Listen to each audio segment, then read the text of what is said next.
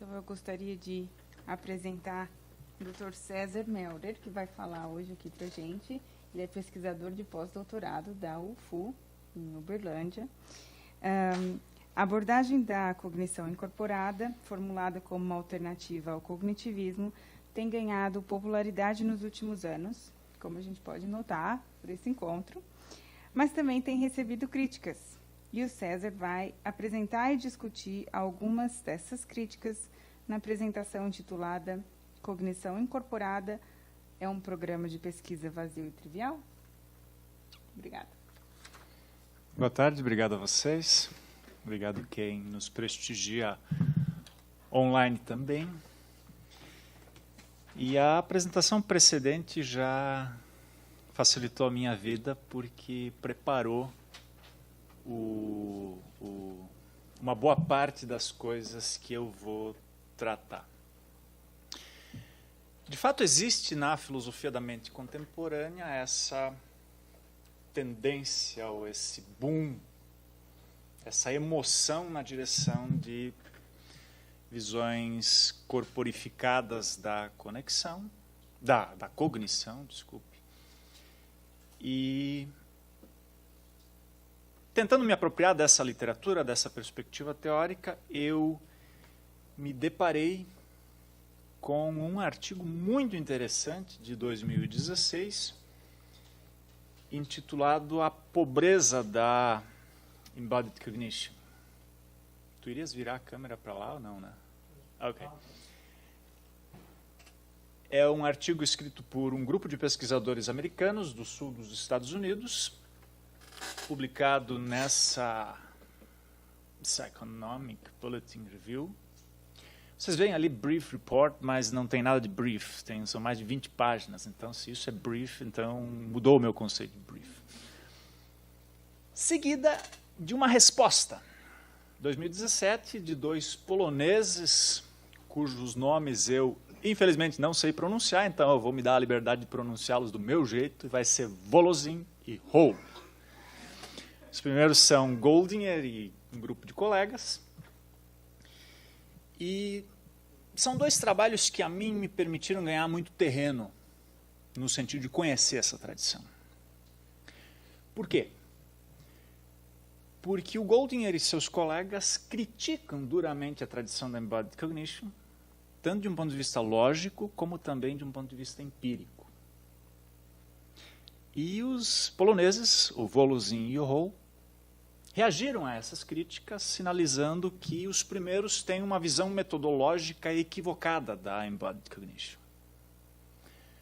Minha comunicação será relativamente simples nesse sentido. Eu vou primeiro analisar ou apresentar para vocês a descrição que o Goldinger faz, ou que o Goldinger e seus colegas fazem do núcleo teórico da Embodied Cognition.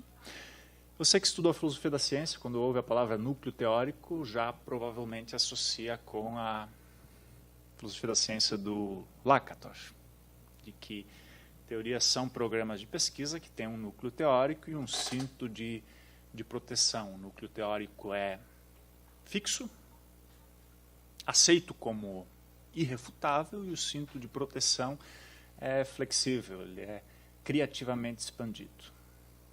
Então eu vou fazer uma breve apresentação da descrição que o Goldinger e seus colegas fazem do núcleo teórico da Embodied Cognition. Lembrem-se que são críticos dessa perspectiva, então é um trabalho interessante de observar como críticos, como oponentes da perspectiva descrevem o núcleo teórico. Na sequência eu vou apresentar para vocês os motivos que eles têm para afirmar, e veja a citação aí, em quase todos os tópicos clássicos, ou em quase todos os fenômenos clássicos que realmente motivam o esforço das ciências cognitivas, exceto no caso da rotação mental, essa perspectiva não traz nada. Não encontramos nenhum suporte lógico ou empírico para a Embodied Cognition. Isso é muito forte, é frontal, é direto, e por isso mesmo vale a pena ser lido e vale uma reflexão. Depois disso, eu apresentarei a vocês e comentarei a defesa que os poloneses, o Volozhin e o Hall, fazem, E essa defesa consiste essencialmente em posicionar a Embodied Cognition como um programa de pesquisa, no sentido de Lakatos, como eu mencionei há pouco, e então mencionar que tem achados, sim, que permitem afirmar que a Embodied Cognition leva a uma transferência de problemas que é teoricamente progressiva e que, portanto, não é algo assim tão pobre ou tão vazio, tão trivial como os críticos sugerem. Essa é, então, a visão panorâmica daquilo que eu vou fazer. Eu espero que vocês se divirtam tanto quanto eu me diverti preparando e também tanto quanto eu me diverti lendo esses dois trabalhos. O núcleo teórico da Embodied Cognition, segundo Goldinger e colegas. Eles dedicam várias páginas a uma análise que culmina, digamos assim, numa síntese de 6 itens, de que essa tradição, ou essa perspectiva que a gente amplamente conhece como Embodied Cognition, ela tem no seu núcleo o conjunto de teses assumidas como irrefutáveis, como fixas, 6 elementos. O primeiro deles, que o processamento cognitivo é influenciado pelo corpo. Não se deixem impressionar pela trivialidade dessa formulação, ela parece um pouco rasteira, um pouco superficial, mas o que está subentendido aqui é que quando uma pessoa processa informação, o corpo está sempre envolvido de uma maneira não trivial. Isso é, o corpo de alguma maneira ou delimita ou direciona o processamento dessa informação, talvez por meio de enactions, simulações de algo. Okay? Então, essa, segundo os críticos, é provavelmente a ideia básica número 1 dessa teoria chamada Embodied Cognition. O segundo princípio básico é o de que a cognição é situada. A Nara adiantou o meu lado, explicando para vocês com muito mais propriedade o que é isso, mas é essa ideia de que a atividade cognitiva, seja ela qual for, ela acontece em um determinado ambiente, em uma determinada situação, e que se trocar o ambiente, se trocar a situação, muda também a atividade cognitiva. Nesse sentido, então, que a cognição é situada. Terceira ideia-chave, a cognição pode ser descarregada, offloaded, para o ambiente. Nara chamou isso de extended cognition e deu exemplos muito bons. Eu repito eles. Ao invés de guardar coisas, por exemplo, na memória, a gente faz uma listinha no papel, ou anota no próprio celular, ou manda e-mail para si mesmo. Eu sou um exemplo de pessoa que manda e-mail para si mesmo para lembrar depois. Ou então, quando a gente quer memorizar um determinado cenário, a gente usa referências para lembrar, por exemplo, que a Raquel está sentada à direita de tal pessoa, à esquerda de tal pessoa, na frente, atrás e assim por diante. A gente como que usa técnicas ou artifícios que a gente poderia sumarizar eles na ideia de que a cognição pode ser descarregada, externalizada em outros dispositivos para aliviar a memória.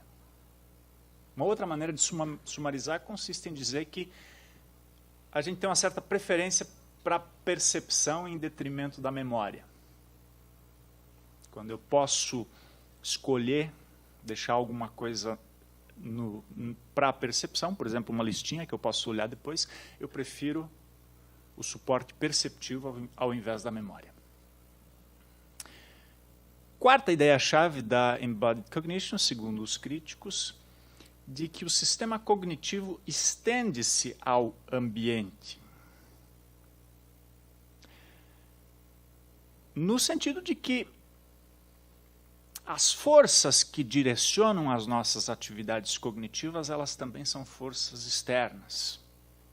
Ou, se você preferir, que uma explicação dos fenômenos cognitivos ela não pode se prender exclusivamente ao indivíduo e aquilo que acontece no cérebro dele, mas deve também levar em conta, de modo decisivo, fatores externos e que isso forma um todo ou algo assim. Sobre esse aspecto, eu não vou me estender nisso, vocês podem depois refletir e eventualmente comentar ou perguntar. Quinto princípio básico da Embodied Cognition, que a cognição é para a ação. De que nós não... De que a finalidade, o motivo último é agir. Agir no sentido de movimento. E não, por exemplo, que a finalidade última é a verdade, ou a acuidade, e assim por diante. Como um computacionalista poderia pensar. E, finalmente, a disputada posição de que a cognição não envolve representações mentais. A apresentação anterior transpareceu isso de que, no interior da comunidade dos defensores, dos simpatizantes da Embodied Cognition, tem uma certa divergência. Alguns admitem representações em certos domínios, outros radicalmente negam. E, por conta disso, os críticos que eu estou apresentando a vocês, eles não colocam tanta pressão nesse sexto princípio, mas mencionam ele, sim, porque ele perpassa a literatura. Seguem eles. Vários desses 6 pontos podem ser ainda mais consolidados, ainda mais resumidos ou aglutinados, de modo que a Embodied Cognition pode ser caracterizada por 3 princípios. O primeiro, a cognição é influenciada pelo corpo, incluindo suas ações potenciais. Segundo, a cognição é influenciada pelo ambiente, incluindo esse descarregamento que comentei mais cedo. E terceiro, que a cognição pode não requerer representação interna.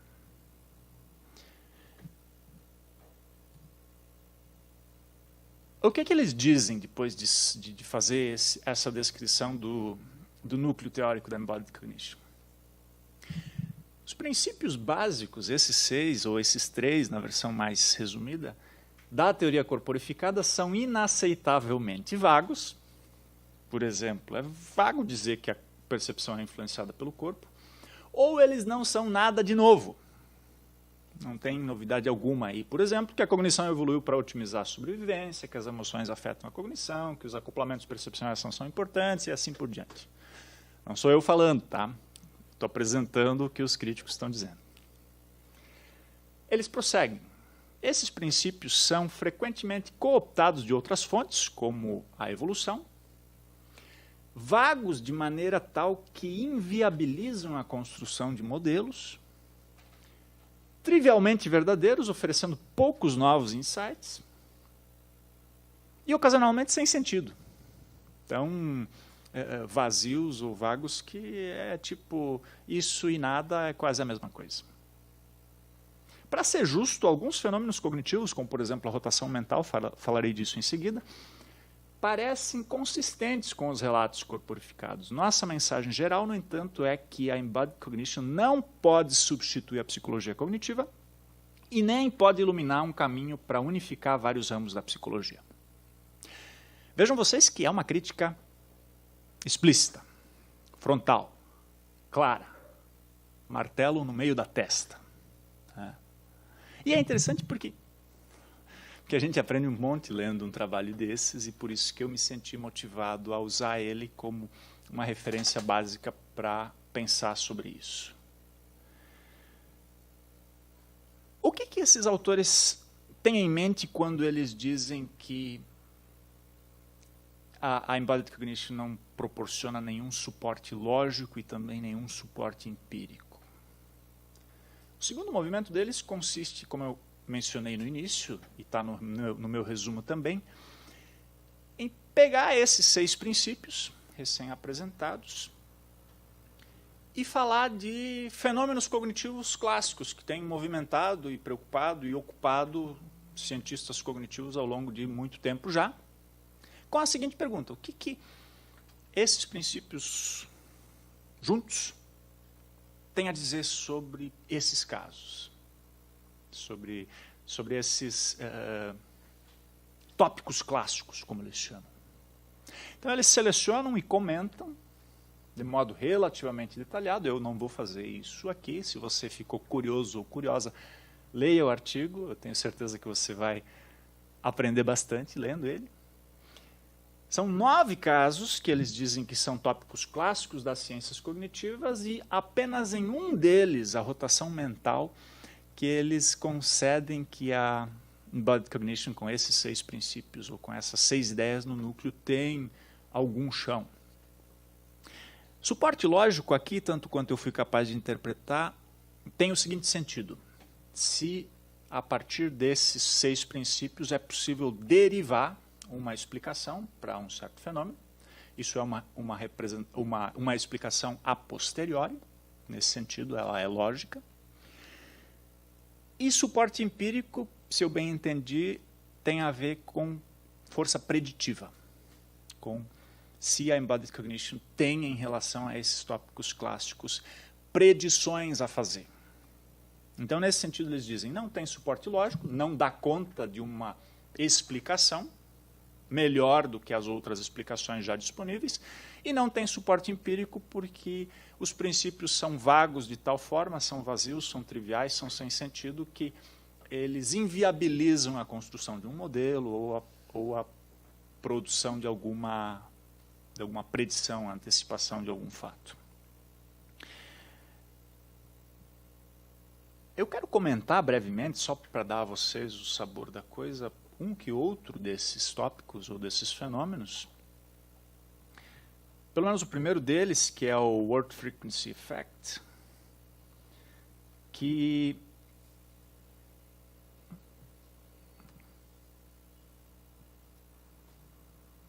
é um fenômeno ou um efeito que é resumidamente o seguinte, de que nós processamos ou compreendemos, se você quiser, mais rapidamente palavras que são mais frequentes, mas que, por contraste, nós lembramos melhor de termos pouco frequentes.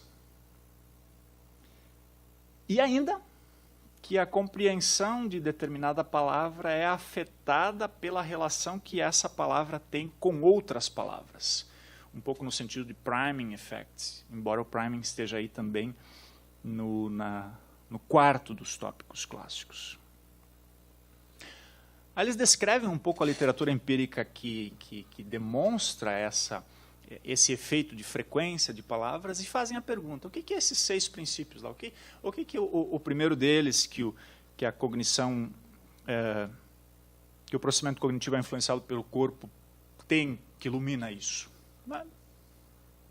Pouco ou quase nada, exceto que o corpo está sempre presente quando a gente encontra um determinado estímulo, seja ele uma palavra ou assim. Quer dizer, vocês já entenderam a brincadeira. Eles descrevem um certo fenômeno, um certo tópico, e voltam para esses 6 princípios que eu mencionei mais cedo, e perguntam o que esses princípios no conjunto têm a dizer, qual é a luz que eles têm para iluminar esse fenômeno ou essa situação. Um outro que eu acho que poderia ser comentado brevemente é exatamente o quarto dos priming effects. Priming, ou to prime, é a ideia de preparar, de habilitar, de deixar pronto para. E tem casos muito interessantes de priming semântico. O que é isso? De que uma certa palavra, como estímulo, prepara, no sentido de que ela facilita a compreensão de uma outra palavra que é, digamos, amiga dessa primeira palavra. Um exemplo. Depois de ter se deparado com a palavra pão, a pessoa tipicamente, ou de modo estável, é mais rápida em processar uma palavra relacionada, que pode ser manteiga. E ela é estavelmente mais lenta em processar uma palavra que não tem nada a ver, que não tem nenhuma relação com pão, por exemplo, girafa. Entende? O priming, o que vem antes, influencia os reaction times do que vem depois. E aí eles perguntam, como é que a Embodied Cognition explica o priming semântico? O que um defensor da Embodied Cognition tem a dizer? Será que o corpo explica que a palavra médico, de alguma forma, já habilita ou prepara ou agiliza a compreensão da palavra enfermeira?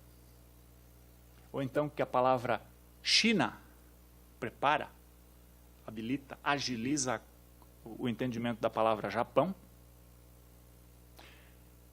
E a literatura também tem outros priming que são chamados priming subliminar. Se você for um representacionalista, você vai dizer, bom, a ativação de uma certa representação meio que já puxa junto, já traz para um certo nível, já prepara outras que estão conectadas com essa, e elas, se no T2 for o caso, elas vêm mais rápido. Essa é a ideia do priming, e eles dizem, olha, esses 6 princípios da Embodied Cognition pouco dizem, não tem uma explicação para isso. O 6º fenômeno que eu quero comentar também é o do serial recall. Talvez vocês estejam familiarizados com isso, e é muito bacana, muito simples. Quando pessoas são estimuladas a lembrar sequências de números, uma série de números, tipo, 1, 2, 3, 4, 5, 6, 7, 8, 9, a gente lembra desde que a gente se conhece por gente, mas outras sequências, tipicamente as pessoas lembram melhor os primeiros e os últimos números. Isso forma uma espécie de um U assim no gráfico, né? O recall é melhor da primeira parte do conteúdo e da última.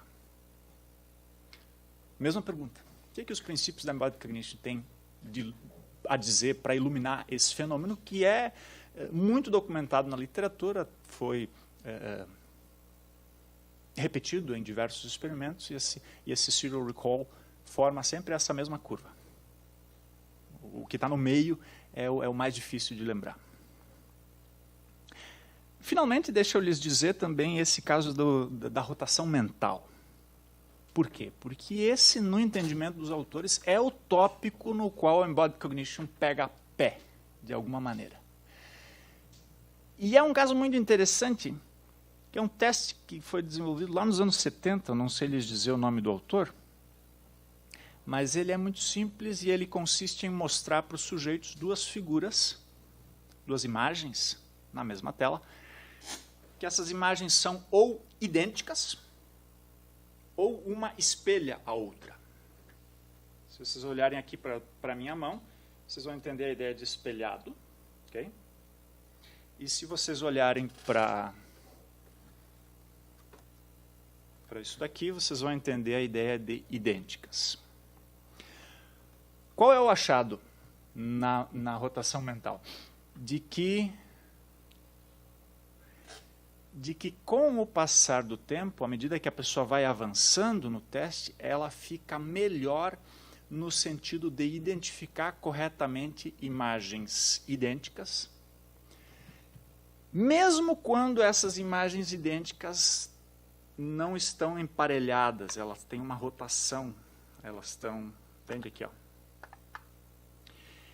E a melhor explicação é a de que mentalmente o sujeito, à medida que o teste avança, o sujeito aprende a mentalmente como que rodar o seu próprio corpo para conseguir um ângulo de observação em relação à imagem, para mais rapidamente identificar que são imagens idênticas e não uma espelhando a outra. Acho que eu consegui explicar o exemplo. Esse é um tópico clássico, um fenômeno clássico, as ciências cognitivas tentam explicar, e em relação a ele, concedem o Goldinger e seus colegas, a Embodied Cognition talvez tenha uma explicação, algo a dizer, porque envolve a capacidade de mentalmente rodar o próprio corpo ou a própria perspectiva, e isso também tem muito dado mostrando que a congruência da posição corporal ela facilita a interpretação de palavras, de sentenças e assim por diante, quando o corpo está numa posição congruente em relação àquilo que a pessoa o estímulo que ela está recebendo e precisa reagir apertando um botão ou algo assim. Conclusão, então, dos críticos. Apesar do atual entusiasmo, a Embodied Cognition lamentavelmente falha em abordar quase qualquer aspecto da vida cognitiva. Ou seja, tem um leque enorme de fenômenos que, no entendimento deles, está, Laura, esses 6 princípios tomados como núcleo duro, como núcleo teórico dessa tradição, pouco tem a dizer ou não tem nada de novo. Se alguém adota a postura de que a cognição está fundamentalmente enraizada em estados corporais, uma vasta gama de dados relacionados a esses fenômenos cognitivos recém-comentados está imediatamente além da esperança de uma explicação teórica. Isso eles chamam de ausência de suporte lógico. Lógico no sentido de explicar algo que já passou. Empírico no sentido da capacidade preditiva. Essa é, resumidamente, a crítica que o Golding e seus colegas fazem sob o título A Pobreza da Embodied Cognition. Eu passo agora a lhes apresentar a defesa do Volozhin e do Rowe. Eles escrevem o seu artigo, esse é um pouco mais curto, sim, explicitamente como uma resposta ao primeiro artigo, e eles abrem ele mais ou menos assim. Eu digo mais ou menos porque a tradução é minha, é uma tradução livre. Golding e seus colegas argumentam que há muitos fenômenos clássicos que a Embodied Cognition não pode explicar e que também é incapaz de fornecer predições empiricamente testáveis. Concordamos que a Embodied Cognition não pode iluminar diretamente fenômenos tais como 1, 2, 3, 4, 5, 6, 7, 8, 9 ali mencionados. De fato, esse seria um bom argumento contra a Embodied Cognition, mas apenas se esta fosse uma teoria científica única. Em nossa opinião, no entanto, a Embodied Cognition deve ser entendida como um programa de pesquisa. Científico. Programa de pesquisa científica, está certo a concordância. Qual é a ideia aí? É a ideia de que vem do Lakatos, de que programas de pesquisa eles são ou progressivos ou degenerativos. O Lakatos, lá nos anos 70, produziu essa ideia muito influente na filosofia da ciência. E eu vou ler um pequeno fragmento, uma citação do Lakatos, que está esquematizada nessa tela que vocês estão vendo. Tomemos uma série de teorias, T1, T2, T3 e assim por diante, em que cada teoria subsequente resulta da adição de cláusulas auxiliares à teoria anterior, ou de reinterpretações semânticas da teoria anterior, a fim de acomodar alguma anomalia, tendo cada teoria pelo menos tanto conteúdo quanto o conteúdo não refutado da sua predecessora.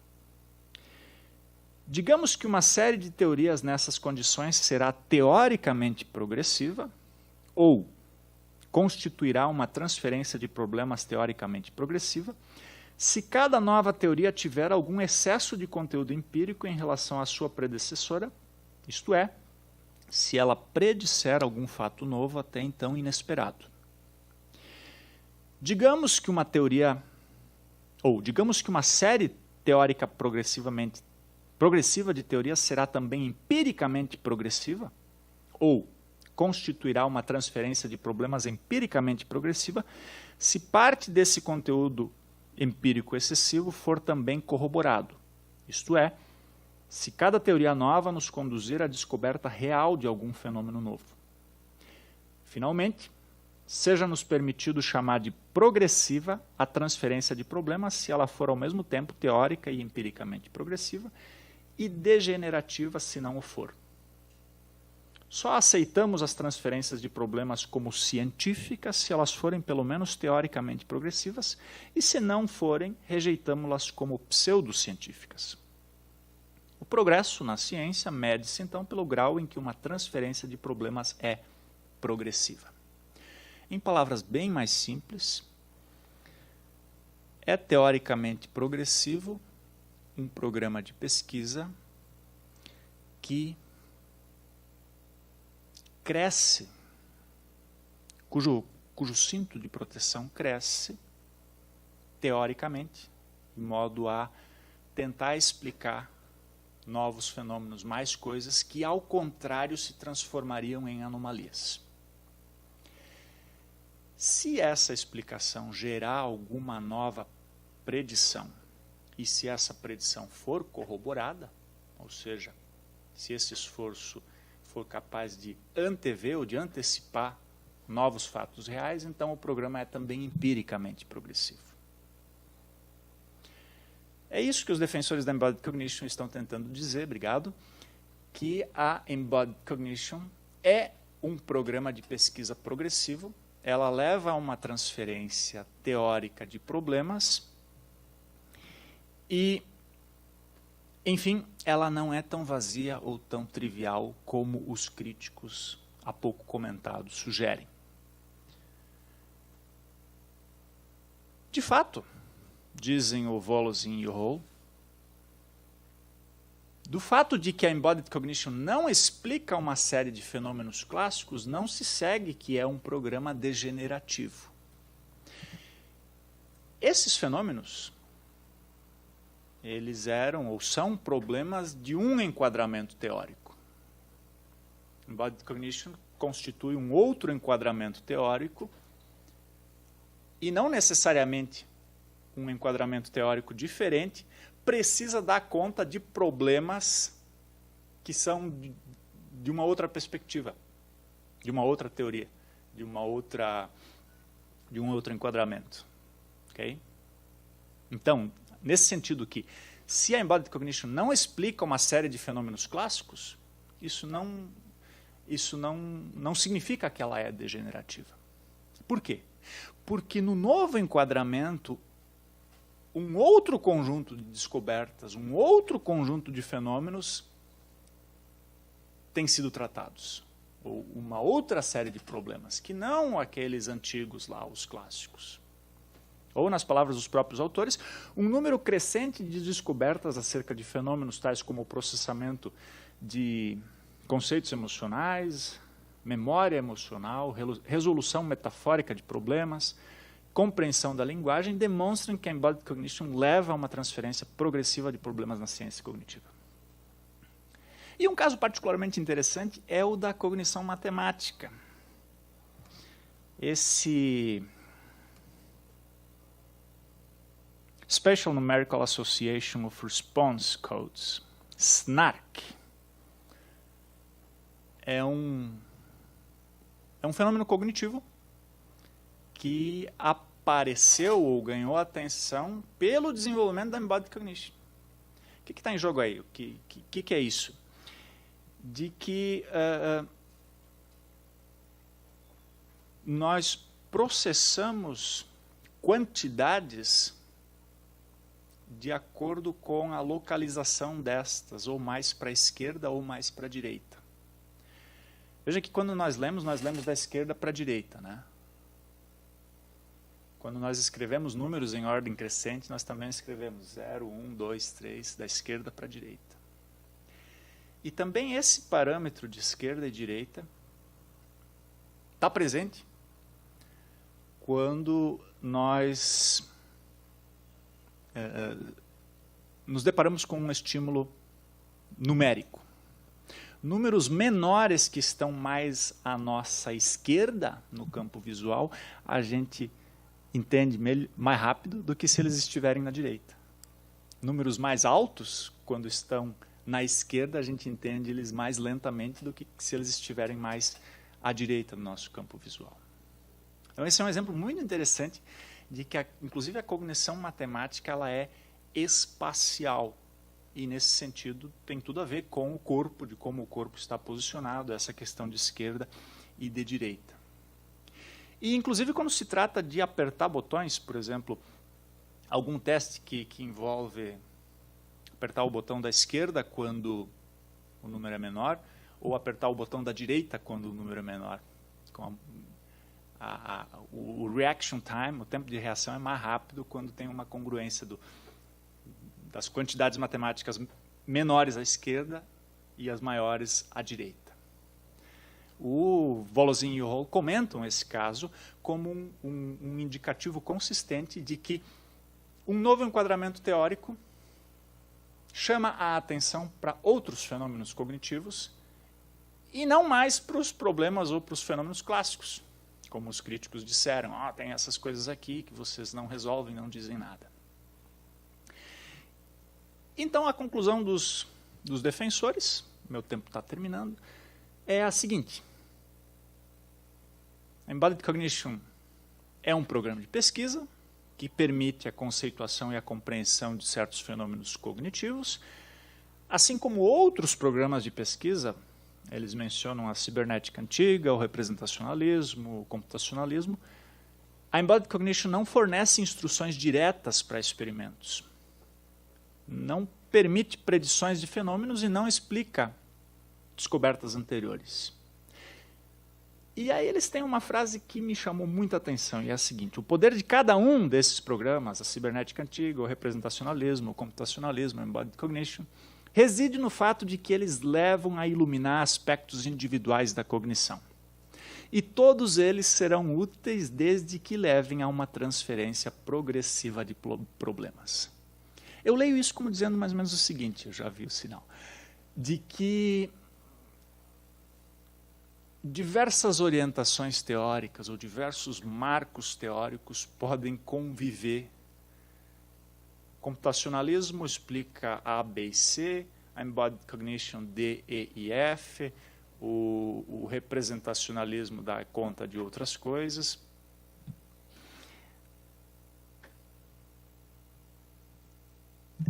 Me deixou pensativo isso, porque isso é uma solução meio compatibilista, meio ecumênica, assim, do tipo, vamos deixar espaço para todo mundo, vamos dizer que vocês aí têm razão em relação a tais e tais fenômenos, mas nós aqui, num outro marco teórico, avançamos a compreensão da cognição humana porque damos conta de outras coisas que para vocês lá, vocês nem sequer entendem o que é, mas nós também não precisamos nos preocupar com os problemas de vocês, porque eles são problemas apenas dentro de um enquadramento, que não é o nosso. E para finalizar, então, eu vou finalizar da maneira que mais me convém, que é fazendo perguntas. Meus comentários finais são 6 perguntas e eu vou dizer para vocês, de modo bastante direto e breve, qual é a minha intuição básica em relação a cada uma delas. A primeira, a descrição que o Goldinger e colegas fazem do núcleo teórico da Embodied Cognition é adequada? Eu tendo a pensar que sim. Eles foram razoáveis, fair enough. Fazem uma descrição bastante interessante do núcleo teórico. 2. É correto dizer que a Embodied Cognition nada tem a dizer sobre os fenômenos cognitivos listados por Goldinger e colegas? Tendo a concordar que sim. Mesmo os defensores, o Volosin e o Hall, dizem, tá certo, não diz nada sobre isso, mas esses são problemas daquele enquadramento teórico, não do nosso. É correto inferir, então, a partir desse fato, 2, que a Embodied Cognition é um programa de pesquisa vazio e trivial? Minha resposta é não. O fato de um programa de pesquisa não ter nada a dizer em relação a certos problemas que são de um outro enquadramento teórico, desse fato não se segue que esse programa é vazio, que ele é trivial ou que ele é degenerativo, nos termos do Lakatos. 4. Deve a Embodied Cognition tentar explicar os fenômenos que o Goldinger e os colegas listaram? Eu tendo a pensar que sim. Se não há uma explicação disponível agora, esses fenômenos que por enquanto não têm explicação, a gente diz que eles se transformam em anomalias caso eles não forem, em um certo momento, adequadamente abordados. 5. É correto dizer que a Embodied Cognition leva a uma transferência de problemas teoricamente progressiva nas ciências cognitivas? É correto, ao meu modo de pensar. Porque oferece um novo enquadramento, que suscita novos problemas, novas evidências empíricas, eventualmente predições, teorias mais específicas, e então sim é um programa progressivo. 6. Tem a Embodied Cognition potencial para substituir a psicologia cognitiva? Ou iluminar um caminho para unificar os vários ramos da psicologia? Lembrem da citação que eu fiz do Golding e dos colegas dizendo que não, isso aqui é muita pretensão, sem chance.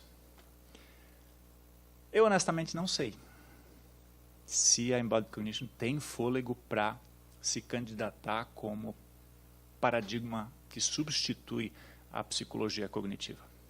Os defensores, vocês viram que eu falei isso há pouco, também dizem, olha, vamos ser mais ecumênico, tem espaço para todo mundo se divertir com a sua teoria, com seus problemas e assim por diante.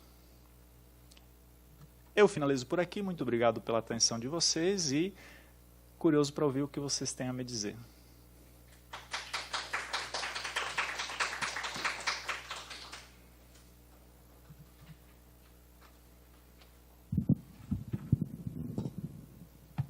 A gente abre para perguntas agora.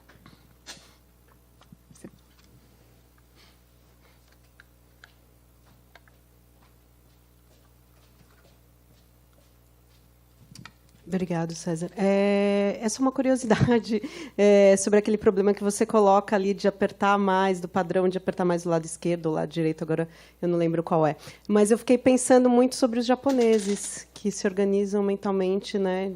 Deve ser o inverso.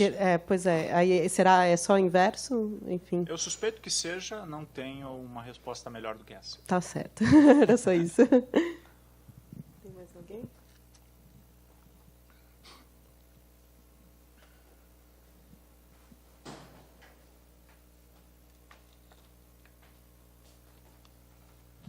Obrigada, César. Vou tentar formular a pergunta, não sei se eu vou conseguir. Eu queria talvez que você falasse para a gente um pouquinho mais sobre essa mudança de quadro teórico, né, que eles afirmam haver na cognição corporificada. Porque, tudo bem, claro, quando você tem problemas colocados numa linguagem específica e conceitos específicos de uma teoria, e você tem um novo programa de pesquisa, parece natural que realmente alguns desses conceitos não vão transferir e alguns dos problemas não vão fazer sentido sequer no novo programa científico. Mas, nesse caso, eu fico um pouco na dúvida se realmente não tem uma transferência, né? Talvez alguns conceitos não tenham, mas esses problemas eles não podem efetivamente ser compreendidos do ponto de vista da cognição corporificada, eles deixam de fazer sentido dentro dessa teoria, ou a própria teoria ela explica de tal maneira que o problema não pode ser formulado. E, na verdade, eu tinha essa mesma dúvida. Se a gente pega escrita não ocidental, que às vezes começa da direita para a esquerda, eu me pergunto se tem algum experimento que já testou como é que a cognição matemática dessas pessoas vai, talvez, ser diferente da nossa, ou não sei. Bom, eram duas perguntas. A segunda, eu lamento não ter informações mais consistentes para dizer sim, tem experimento, é A, B e C. Eu não conheço a literatura para responder de modo mais seguro. Com relação à primeira questão, eu acho ela uma questão muito interessante, se há ou não uma transferência de problemas mais perto ou mais baixo? Mais perto. Eu já estou todo esparramado aqui. Se há ou não uma transferência de problemas quando uma nova teoria ou um novo programa de pesquisa ganha fôlego. A descrição que o Golding e seus colegas fazem desses fenômenos e também os comentários que eles fazem em relação à insuficiência lógica e empírica da embodied cognition, são claramente movimentos ou colocações de alguém que é contra essa perspectiva teórica. Eu suspeito fortemente que alguém que conhece melhor a literatura da embodied cognition saberia pegar caso por caso e dizer, olha, vocês estão talvez sendo superficiais demais ou rápidos demais quando dizem que a embodied cognition nada tem a dizer ou nada acrescenta ou não tem nenhuma luz nova em relação a esses fenômenos que vocês apresentam, que são problemas clássicos. Nós precisaríamos então pegar caso por caso e eventualmente reposicionar o fenômeno diante de um novo pano de fundo. É isso que acontece.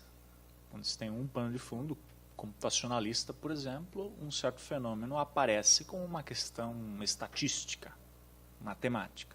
Se você tem um outro pano de fundo de um agente situado, uma cognição corporificada, inativa, estendida, esse problema se apresenta de um outro modo.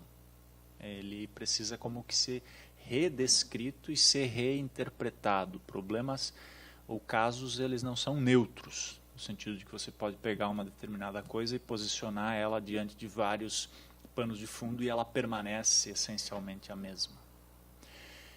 Por isso que eu suspeito que a embodied cognition, o ponto 4 das minhas considerações aí, deve se voltar para responder de um modo um pouco mais robusto a essas questões.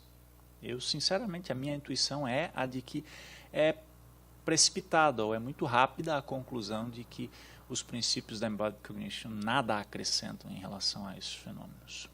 Mas, como eu disse, eu creio que é uma questão de caso por caso e de fazer o trabalho em dois níveis, tanto no nível teórico ou conceitual, se você preferir, que é justamente esse de redescrever o problema, como ele fica diante de um outro pano de fundo, para, num segundo movimento, ir para o nível empírico, ou seja, de mostrar evidências de que o fato de nós entendermos que o corpo participa de modo não trivial dos processos cognitivos explica melhor tal e tal ocorrência. É por aí que o meu raciocínio vai. Obrigado pela pergunta.